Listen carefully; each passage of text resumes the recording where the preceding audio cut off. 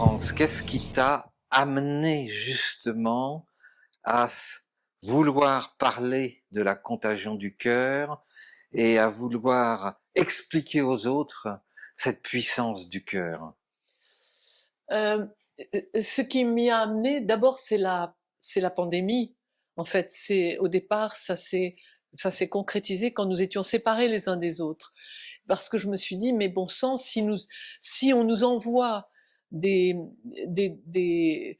comment dire, des situations aussi imprévues, ubuesques, folles, dangereuses, où on nous oblige à rester chez nous, à nous séparer les uns des autres, quelque chose qui est exactement antinaturel, c'est que soit il y a une folie quelque part, les gens sont fous, soit c'est parce que nous sommes en plein dans une crise évolutive, une crise qui veut nous faire évoluer malgré nous.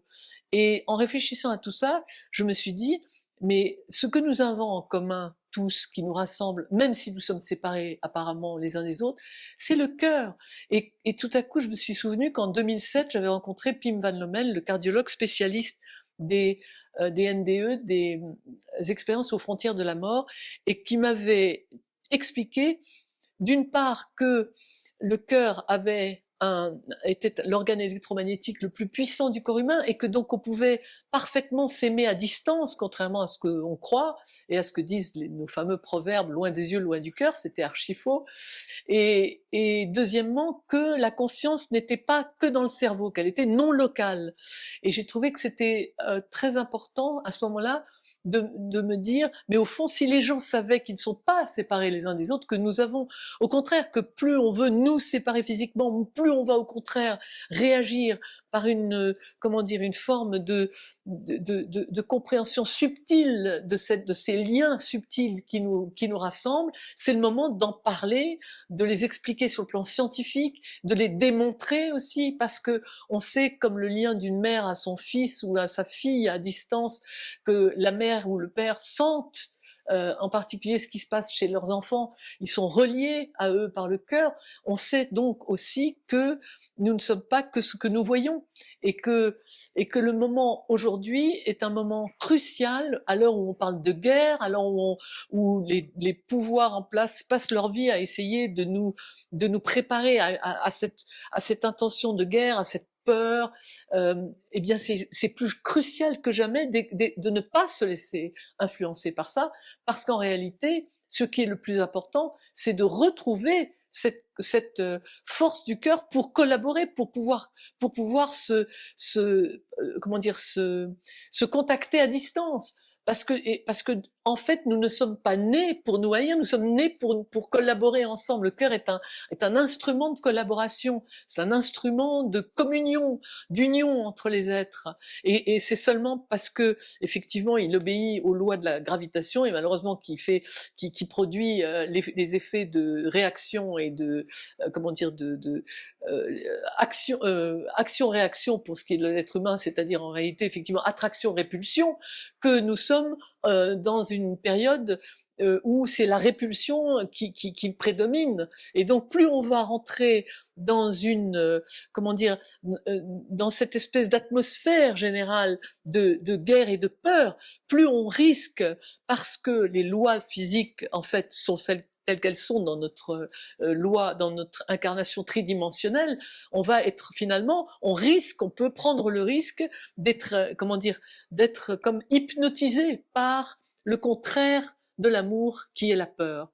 Donc je me suis dit, c'est maintenant ou jamais qu'il faut dégainer cette arme et de se dire, mais bon sang, mais qu'est-ce que les gens attendent pour comprendre que ils ne doivent pas être soumis à ce qu'on leur dit, et qu'il faut qu'ils reprennent leur propre souveraineté à travers leur propre récupération de leur individu, de leur identité profonde, pour pouvoir se réunir ensemble et ne plus se laisser faire.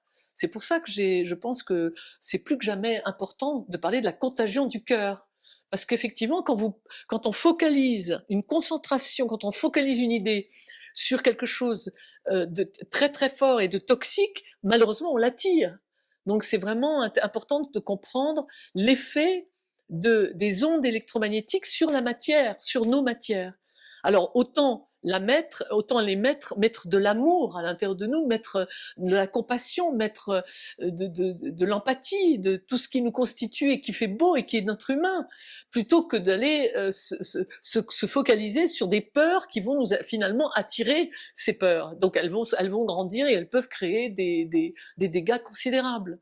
C'est pour ça que je pense qu'aujourd'hui c'est crucial, absolument crucial de parler. Est-ce qu'on peut dire que ça c'est en synthèse Oui. La conférence que tu nous proposes? Oui, c'est ça. Qui n'a rien de politique. Non, rien du tout de politique, mais c'est juste scientifique. C'est juste pour appeler, pour que les gens se sentent appelés intérieurement par leur propre désir de vivre, leur propre désir d'aimer, leur propre désir d'être bien ensemble, d'avoir une vie meilleure. Tu vois, jamais on a eu autant besoin de ces messages-là. Tu as des gens qui font des dépressions, qui se suicident, des gens qui sont en burn-out. Tu entends toujours ces choses-là, et c'est beaucoup véhiculé par les médias. Les médias véhiculent pas ce type d'informations que je porte là, parce que ils n'ont pas intérêt. Je dirais, ça ne fait pas vendre. Mais c'est ça en réalité qu'il faut changer. C'est ça qu'il faut vendre aujourd'hui. Sortir, comme dit René Gérard, de la notion de bouc émissaire. Et le fameux triangle de Karpman, victime, sauveur, etc. Exactement. Sortir de tout ça. Sortir de tout ça. C'est obsolète aujourd'hui. C'est vraiment notre volonté arc-boutée pour qu'on puisse arc-bouter pour penser avec le cœur, pour comprendre la puissance absolue de cet instrument. Mais on ne peut pas le savoir si on n'a pas un certain nombre de connaissances que j'espère pouvoir, parmi d'autres, apporter. Et avec d'autres personnes qui le disent déjà depuis longtemps. Merci beaucoup, Laure. Merci Didier.